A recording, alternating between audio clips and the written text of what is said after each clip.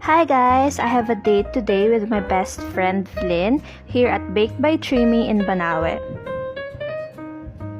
So come on, let's look at the place. So this is what their first floor looks like. Small lang siya pero ang cute ng lahat. Ito yung mga breads nila. And this is yung cakes nila. Sobrang cute, diba? Ito yung mga donuts nila. Cute! And nag-order na kami, ginagawa na ni ate yung coffee namin. Also, they have second floor. Let's go up.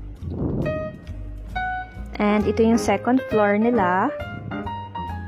Ang nice nung place, very aesthetic. That's me. Hi!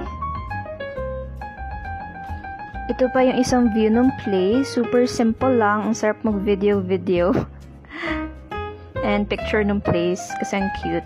And that's me, waiting for my order.